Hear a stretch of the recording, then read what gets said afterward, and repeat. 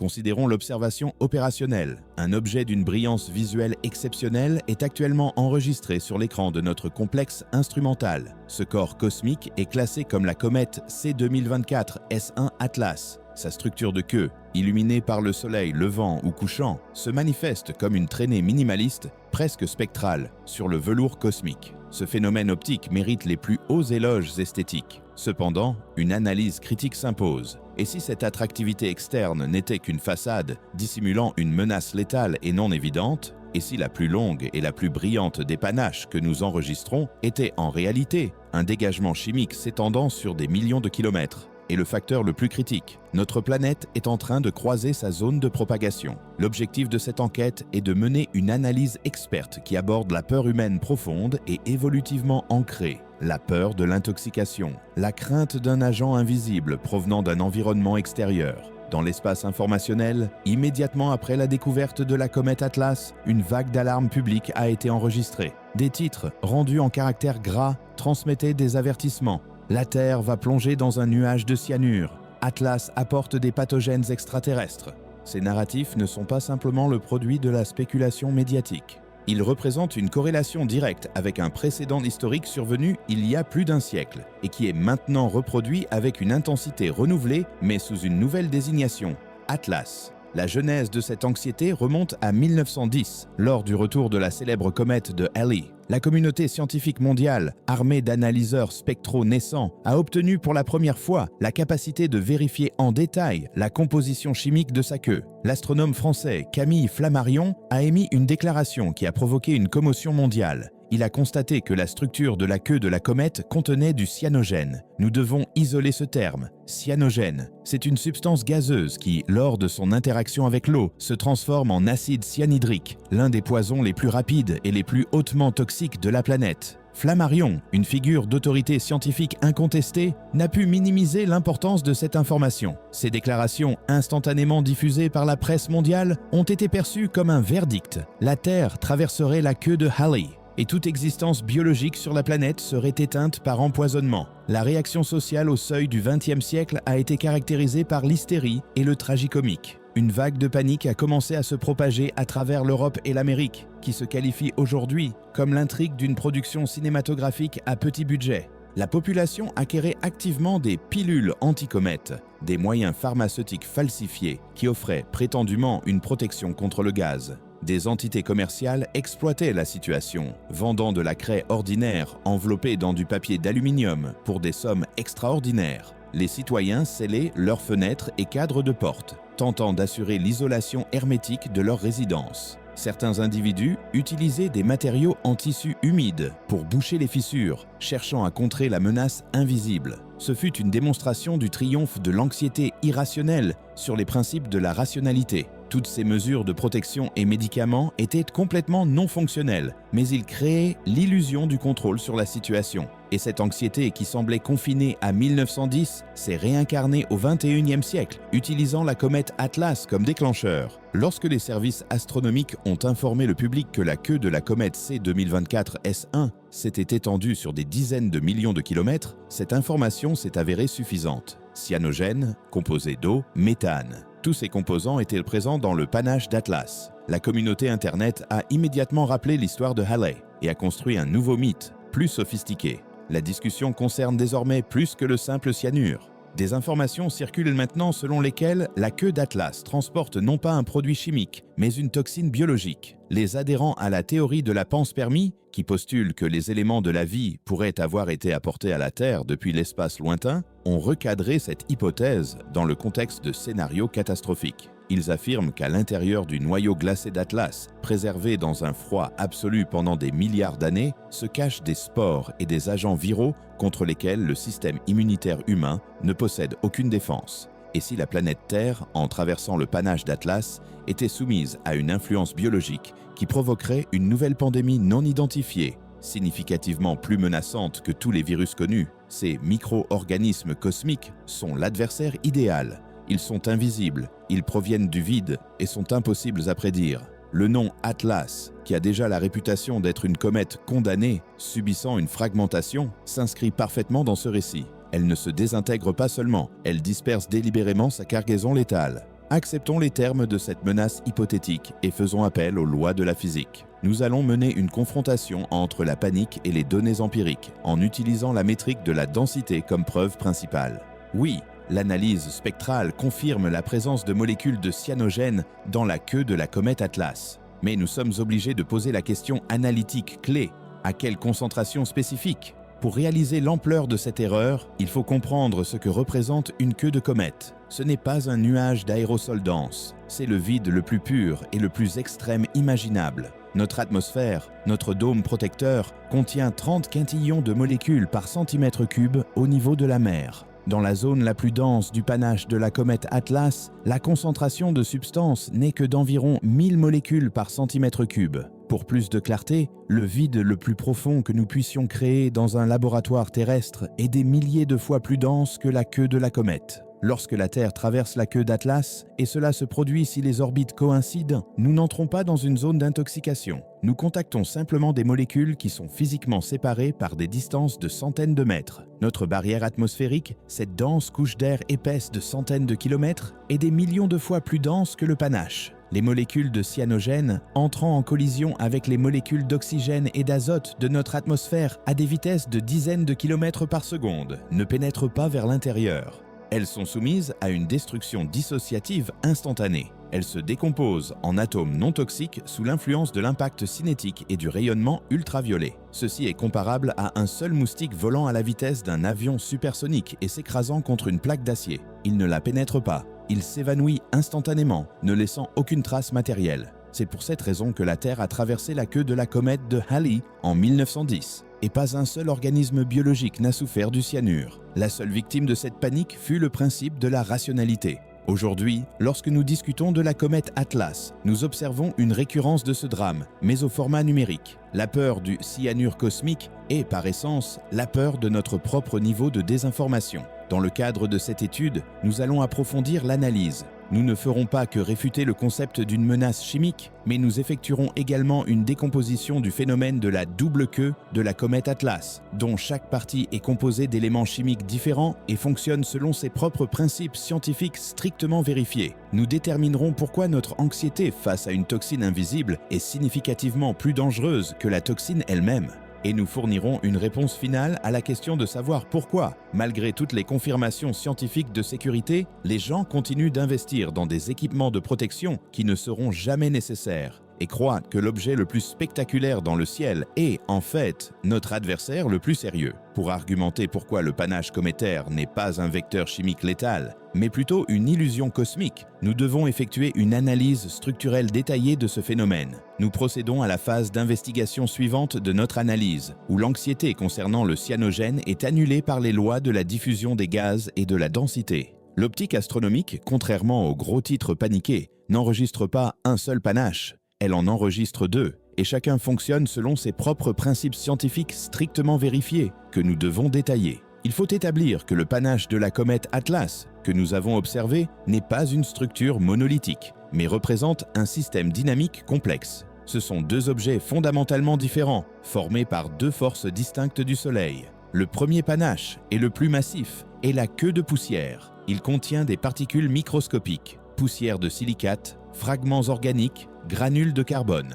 Ces éléments sont libérés du noyau cométaire dans le processus de sublimation, la transition de phase de la glace à un état gazeux. Deux forces agissent sur la poussière. La première est l'influence gravitationnelle du Soleil, qui tente de l'attirer vers l'étoile. La seconde, plus paradoxale, est la pression de la lumière solaire, ou des photons. Ces photons, bien que sans masse, possèdent une impulsion et repoussent les particules loin de l'étoile.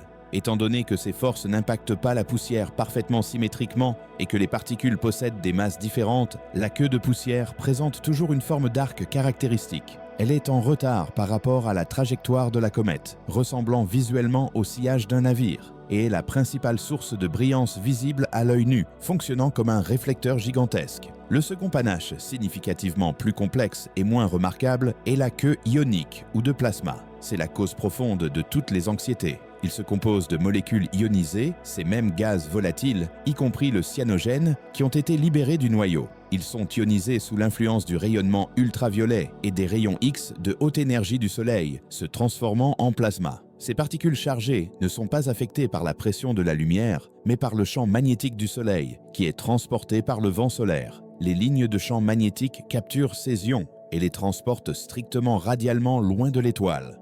Par conséquent, la queue ionique apparaît droite, comme un rayon laser, et est toujours orientée directement à l'opposé du Soleil, quelle que soit la direction actuelle du mouvement de la comète. C'est dans cette lueur bleuâtre que l'analyse spectrale a découvert le cyanogène létal mentionné. Maintenant que nous avons identifié la localisation du potentiel toxique, analysons sa concentration, qui est la pierre angulaire de cette panique. L'anxiété concernant le cyanogène qui a saisi le public en 1910 était basée sur une découverte scientifique factuellement correcte, mais absolument incomplète. La queue de la comète contient un poison létal. Pour comprendre l'absurdité de la panique de masse, nous devons nous référer aux indicateurs quantitatifs. Réalisons une expérience de pensée, que nous désignons comme le théorème de la raréfaction. La queue de la comète n'est pas un mélange gazeux dense ni de la fumée. C'est le vide le plus pur et le plus extrême que l'on puisse concevoir. Notre atmosphère, notre dôme protecteur, contient 30 quintillons de molécules par centimètre cube au niveau de la mer. Dans la zone la plus dense du panache de la comète Atlas, la concentration de substances n'est que d'environ 1000 molécules par centimètre cube. Pour plus de clarté, le vide le plus profond que nous puissions créer dans un laboratoire terrestre est des milliers de fois plus dense que la queue de la comète. Lorsque la Terre traverse un tel panache, et cela se produit si les orbites coïncident, nous n'entrons pas dans une zone d'intoxication. Nous contactons simplement des molécules qui sont physiquement séparées par des distances de centaines de mètres. Notre barrière atmosphérique, cette dense couche d'air épaisse de centaines de kilomètres, est des millions de fois plus dense que le panache. Les molécules de cyanogène, entrant en collision avec les molécules d'azote et d'oxygène de notre atmosphère à des vitesses de dizaines de kilomètres par seconde, ne pénètrent pas vers l'intérieur. Elles sont soumises à un impact dissociatif instantané. Les liaisons moléculaires sont rompues. Le cyanogène, qui est non toxique dans son état lié, se décompose en atomes de carbone et d'azote inoffensifs qui se dissolvent immédiatement dans l'air, ne laissant ni odeur ni dommage. Notre filtre atmosphérique a fonctionné parfaitement en 1910 et il fonctionnera de manière similaire aujourd'hui.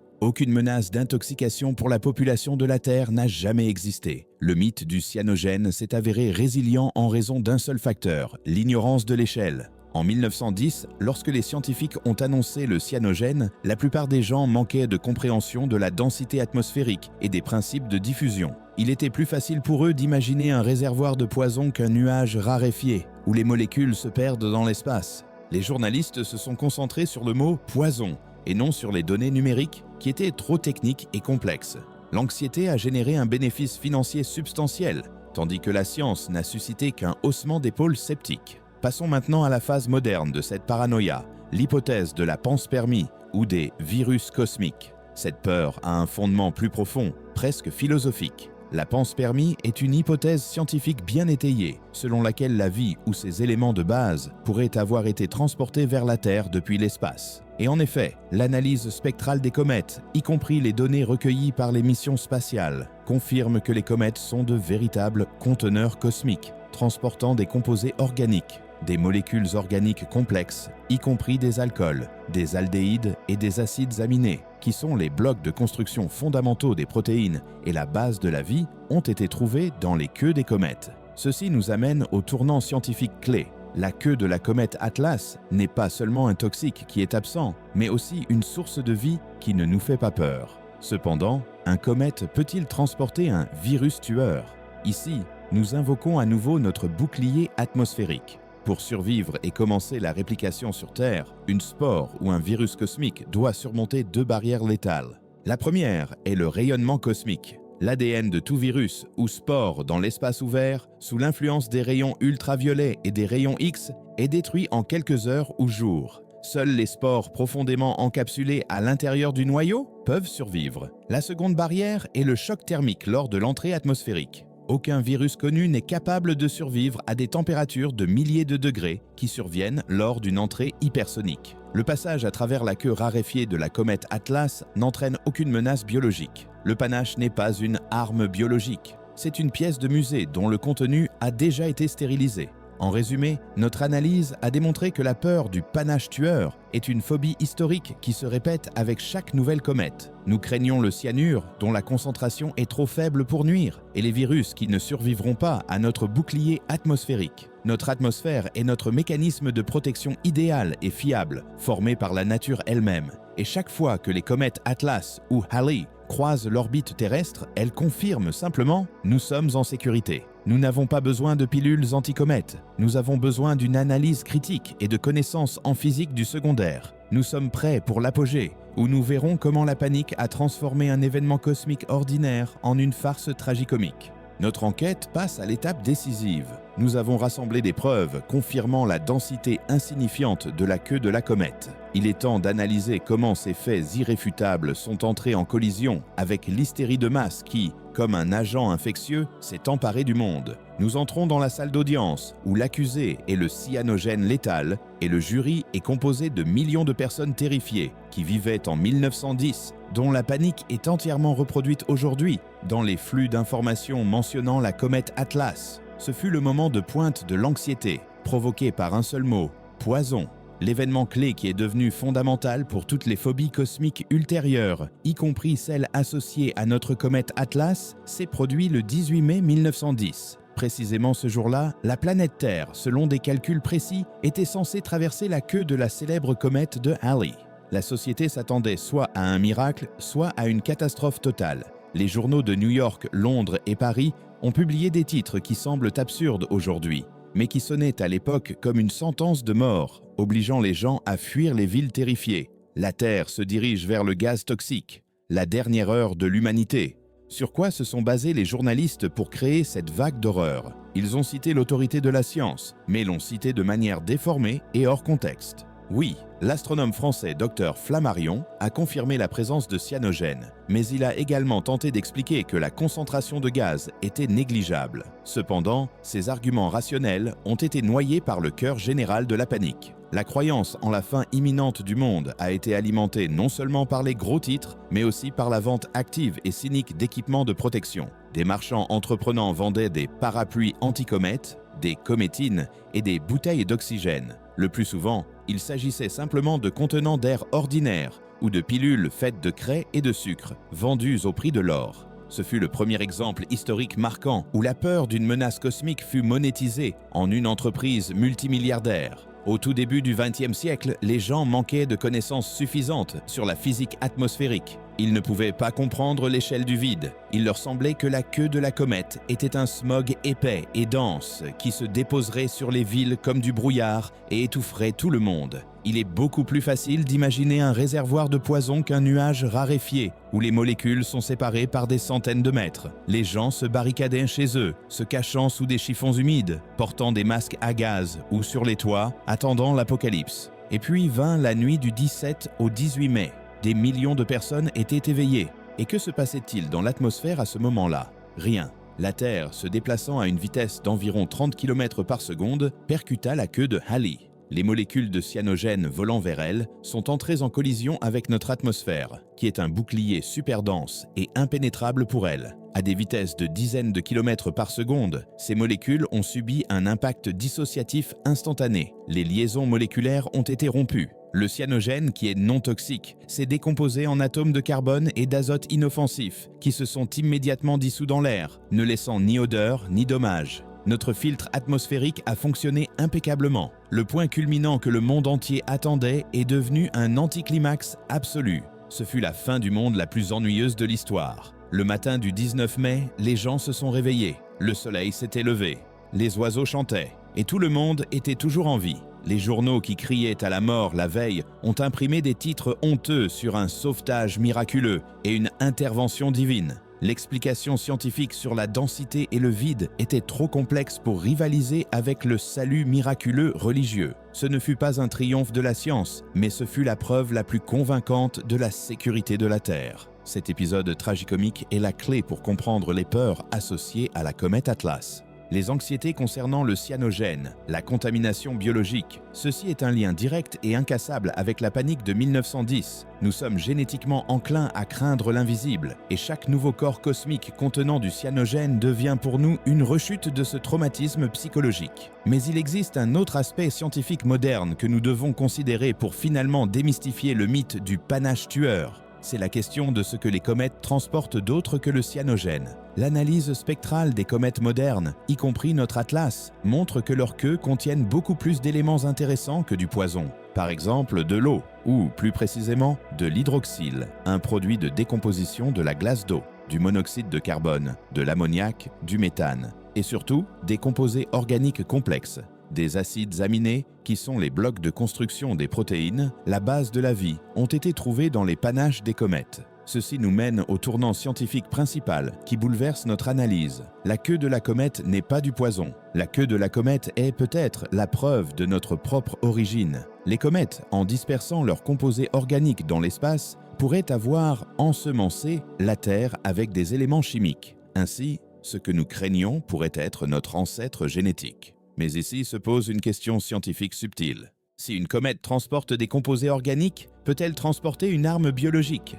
Ici, nous invoquons à nouveau notre bouclier atmosphérique. Pour survivre et commencer la réplication sur Terre, une spore ou un virus cosmique doit surmonter deux barrières létales. La première est le rayonnement cosmique. L'ADN de tout virus dans l'espace ouvert, sous l'influence des ultraviolets et des rayons X, est détruit en quelques heures ou jours. La seconde barrière est le choc thermique lors de l'entrée dans l'atmosphère. Aucun virus ou bactérie connu n'est capable de survivre à des températures de milliers de degrés qui surviennent lors d'une entrée hypersonique. Le passage à travers la queue raréfiée de la comète Atlas n'entraîne aucune menace biologique. Le panache n'est pas une bombe biologique. C'est une pièce de musée dont le contenu a déjà été stérilisé.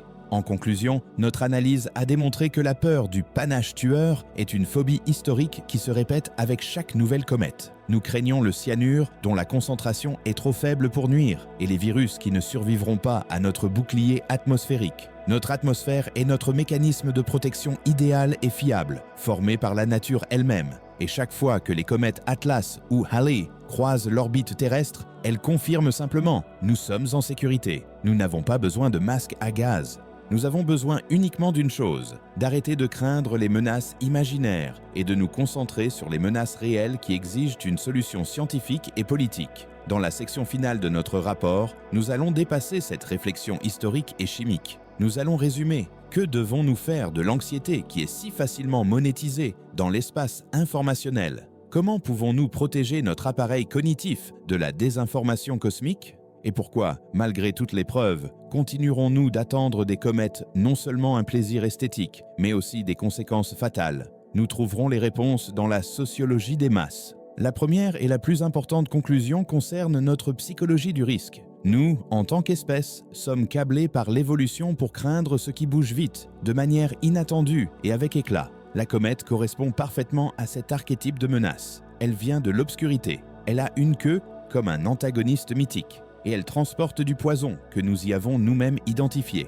Il est beaucoup plus facile de craindre le cyanogène qui est à des millions de kilomètres que la menace réelle qui nous entoure tous les jours. Par exemple, la pollution de l'air dans une grande ville. La concentration de monoxyde de carbone ou de dioxyde de soufre dans l'atmosphère au-dessus d'une métropole aux heures de pointe dépasse la concentration de cyanogène dans la partie la plus dense de la queue d'une comète par des dizaines de milliers de fois. Mais nous n'achetons pas de masques à gaz pour aller travailler. Nous les acquérons pour nous défendre contre un danger fantôme. Ceci est l'inflation de la menace. Si en 1910 nous étions intimidés par une seule toxine, aujourd'hui, au XXIe siècle, le mythe a muté. Maintenant, nous sommes effrayés par des virus et des bactéries cosmiques invisibles. Pourquoi ? Parce que la pandémie récente nous a appris à craindre davantage une menace biologique qu'une menace chimique. Les théoriciens du complot prennent simplement notre traumatisme collectif et le projettent sur le cosmos. Ils affirment « Oui, vous avez survécu à un virus terrestre, mais vous ne survivrez pas à un virus extraterrestre. »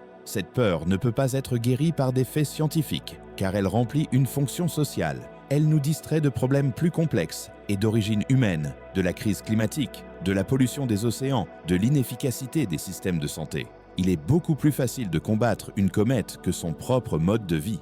La seconde conclusion concerne la valeur réelle de notre atmosphère. Notre analyse a démontré que notre principal protecteur n'est pas les agences spatiales, ni le système Atlas, ni les missiles nucléaires. Notre protecteur primaire est la densité de l'air. L'atmosphère terrestre n'est pas seulement un mélange de gaz. C'est une barrière de défense idéale, multicouche et constamment active. Elle nous protège du rayonnement ultraviolet. Elle incinère les petites météorites et, comme nous l'avons établi, elle neutralise instantanément tout agent chimique arrivant d'un vide. Nous devons considérer notre atmosphère comme un appareil de protection inestimable et unique qui ne peut être remplacé. C'est cette mince couche qui rend possible toute notre civilisation. Dans ce contexte, la comète Atlas elle-même et son panache nous présentent une leçon philosophique frappante. La queue de la comète, que nous percevions comme du poison, peut en fait être le berceau de la vie. Si la théorie de la panspermie est correcte, alors les acides aminés et les molécules organiques complexes que nous détectons dans le panache de la comète sont la preuve que la vie dans l'espace n'est pas un phénomène unique. Les comètes ne sont pas des coursiers de la mort, ce sont des distributeurs cosmiques de vie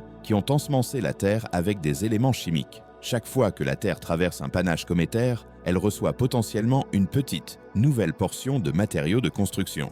Nous craignons ce qui pourrait nous tuer, mais ignorons ce qui nous a donné la vie. La conclusion finale est une de perspective. Nous reconnaissons que la peur des comètes ne disparaîtra pas. Même maintenant, alors que nous discutons de la comète Atlas, de nouveaux objets encore à découvrir se déplacent dans le nuage d'Oort. Tôt ou tard, les astronomes découvriront une nouvelle comète qui aura probablement aussi du cyanogène dans sa queue, et Internet explosera à nouveau avec des titres sensationnels. C'est inévitable. Que pouvons-nous faire ? Le seul bunker efficace contre les menaces informationnelles est la pensée critique. La prochaine fois que vous verrez le mot « poison » dans un titre, demandez-vous à quelle concentration. La prochaine fois qu'on vous dira qu'un virus est venu de l'espace, rappelez-vous la ceinture de rayonnement et le choc thermique lors de l'entrée dans l'atmosphère. La science nous fournit non seulement des réponses, mais aussi une arme contre la peur. Et cette arme est la connaissance des lois du vide, de la diffusion et de la physique. Nous devons valoriser non seulement la splendeur visuelle de la queue de la comète, mais aussi sa sécurité. C'est la vérité la plus importante que nous ont enseignée à la fois la comète de Halley et sa sœur moderne, Atlas. Nous sommes en sécurité, nous n'avons pas besoin de masques à gaz.